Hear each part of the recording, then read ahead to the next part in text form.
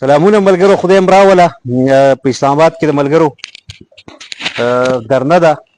بس بهرحال احتجاج دار چې حق دی، گپ شپ مونږ په خپل ځای لګو. هغه کومه بده خبره نه ده. دا خلک په لایټ موډ کې میمز او دا ملنډې یا ګپې شپې یا هسې مزاحیه پیرایه کې خبرې هم کوي. خیر دی، تحریک انصاف والا ملګري په دغه مخه پکېږي. خلک ډېر لږ وو، خو بهرحال دا یو تحریکي او سیاست دی، او سیاست کې کله خلک راوځي او کله کم راوځي، کله زیات راوځي، او دا د خلکو حق دی او پکار ده چې د هغې احترام وشي. خبره دا ده چې البته د ایران دا کم لړل تپل چې دي، نو دا ماته مناسب نه ښکاري. هسې هغه فلسطینیان غریبان لکه ان پیپر چې ګورو که نه، نو هغه جزان یې پرې ور واچېل او هغه ډېر زیات شهیدان شو. مطلب 50-50 زره خلک خو برای راست د جنګ ښکار شو. انساني ژوندونونه یا زندګۍ لاړې. اواز مې څنګه درځي؟ انشاءالله چې صفا وي. د خیر ملګري به راته کمنټ وکړي. او دغسې ډېر خلک معذوره شو، خلکو ته ډېر هیومن ټریجډیز، مطلب انساني فاجعه چې څه ته وایي، انساني المیې چې څه ته وایي، هغه رامنځته شوې په فلسطین کې. یعنې په یو کور کې 10 کسان، یو ماشوم چې د 3 کالو 15 کالو پاتې شوی، نو دا لوی هیومن ټریجډي ده. او جنګ کله هم د انسان په ګټه باندې نه دی. جنګ کله هم د انسانانو یعنی په خیر نه تمام شوی. جنګ همیشه کچا ګټلی هم دی نو هغه هم بیللی دی، او کچا بیللی دی نو خو بیللی دی.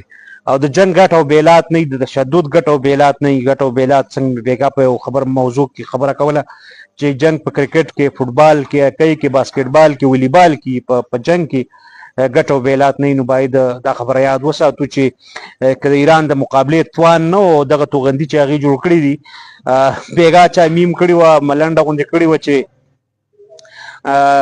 ایران داسې توغندي ایجاد کړي دي، ایران داسې میزایل ایجاد کړي دي چې د څه قسم جاني مالی نقصان نه بغیر دښمن ته منتوڑ جواب ورکولی شي. یعنی ایران نے ایسے میزائل ٹیکنالوجی ڈیولپ کی ہے، بنائی ہے، ایسی میزائل ٹیکنالوجی دریافت کی ہے جو دشمن کو جانی مالی نقصان پہنچائے بغیر منتوڑ جواب دیتی ہے. تو ایران کو تمام انسانی کسی مذہبی اور نسلی لسانی وابستگی سے بالاتر ہو کر یہ ایک انسانی مسئلہ ہے کہ فلسطینیوں کو ان کے جائز حقوق، ان کے جائز ارض فلسطین میں مناسب حصہ. اور یہ ظاہر ہے 2 اسٹیٹ کی جو تھیوری ہے، 2 اسٹیٹ سولوشن ہے. مونږ اوس د گپ شپ خبرې ته راغلي یو، هغه بیا ډېر درانه او زما د موضوع، زما د چکر او زمونږ غوندې غریبو خلکو زمونږ پکې څوک نه اوري، مونږ عاجز قسم خلک یو. خو بهرحال پی ټي آی والا حق دی، خدای دې بس په امن چې پردي بچي پکې مړه نه شي، خوږ نه شي. ځکه سیاسي تعامل کې چې کوم خلک مړه شي، هسې په وخت کې بیا خلک دا تقریرونه کوي چې انشاءالله مونږ به ورته ودرېږو، انشاءالله مونږ به چنده ولکوو، مونږ معمولي خلک نه یو، مونږ ډېر غټ تنظیم دی، او د بچي یتیمان هغه به زمونږ نه چېرته هم د خپلو بچو نه به یې ښه ساتو. دا صرف او صرف دغه وخت کې د خلکو جذبات دي. دا خبره یاد ساتئ چې خدای مکړه څوک په قومي جګړو کې لاړ شي، په دې قبایلي جګړو کې څوک لاړ شي، په وخت کې خلک وایي دا زمونږ مټې وي او د بچي زمونږ مټې دي، او دا به زمونږ نه خدای تپوس کوي انشاءالله چې څنګه خپل بچي له راوړو داسې به دله راوړو. دا ټولې قیسې دي.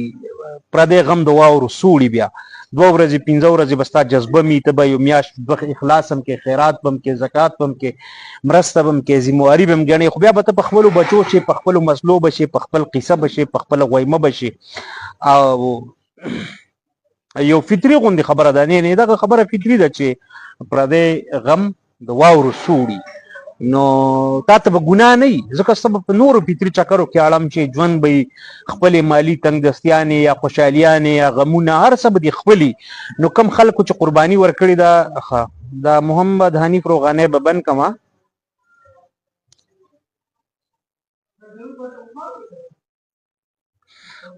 محمد حنیف روغانی دا د صرف حق دی یاره. بس دا کنزلو منزلو والا خلک نه دی.